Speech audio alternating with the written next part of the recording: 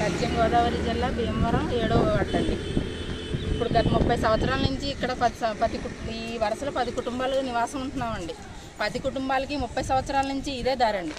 అందరూ ఏ రోజుకి ఆ రోజు కూలి చేసుకునే లేబరేనండి. ఇవేమి పట్టా భూములు కాదు, దస్తావేజుల భూములు కాదు. ఏదో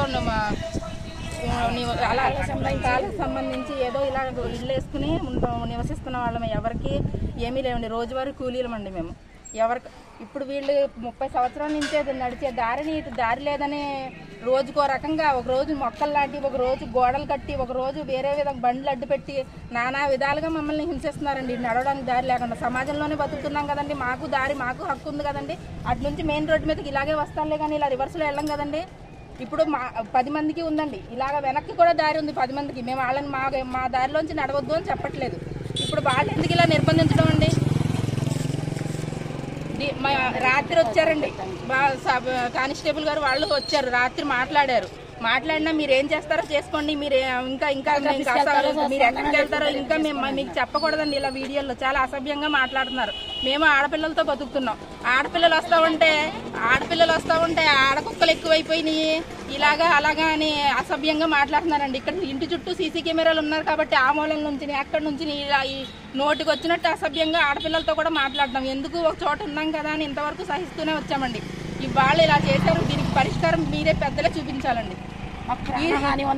ఇది చాలా దూరం తీసుకెళ్లాలండి ఈ సమస్యని. ఎందుకంటే మేమేమి ఇక్కడ ఏమి బాగా డబ్బున్న వాళ్ళము కాదండి. రోజువారీ చేసుకునే కూలి ఎవరికి వాళ్ళు తెల్లారి లేగిస్తే పనులకు వెళ్తామండి.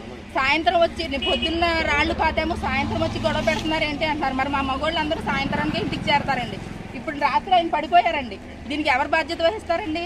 ఇప్పుడు మా గుమ్మాల నుంచి వాళ్ళకి దారి ఉంది. మేము అలా నిర్బంధించట్లేదు కదండి. ఏంటిది ఇంత అరాచకం ఏంటండి అసలు? దీనికి ఎవరు న్యాయం చెప్తారు? అప్పారావు గారి కుటుంబం అండి.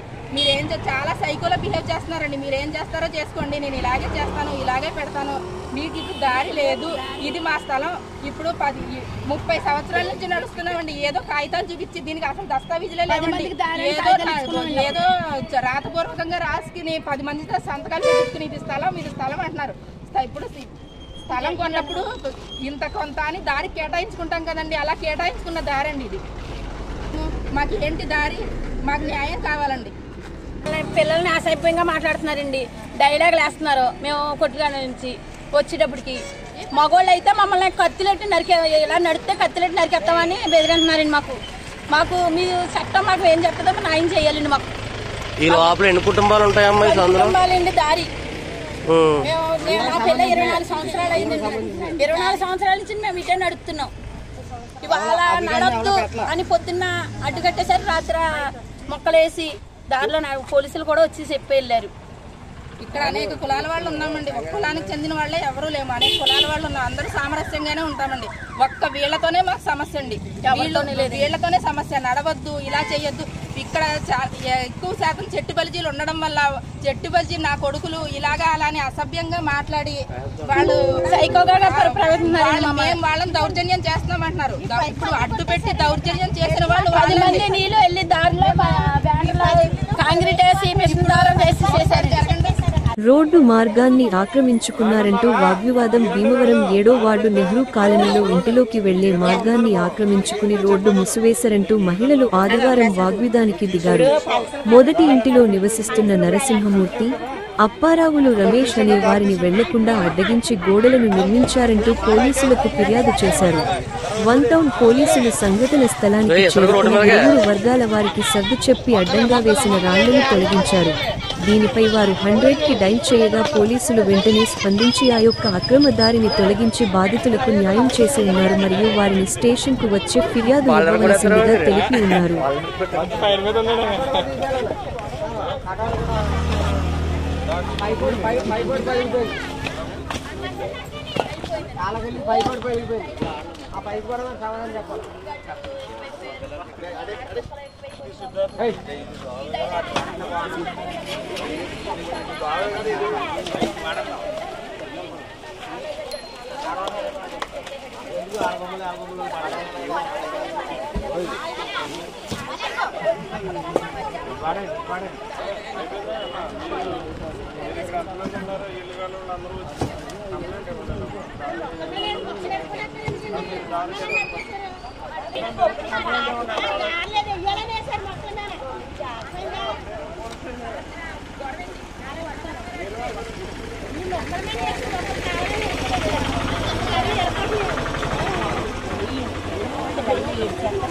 అన్ని మీ పంచకే దరిద్రం మాకు గొడవ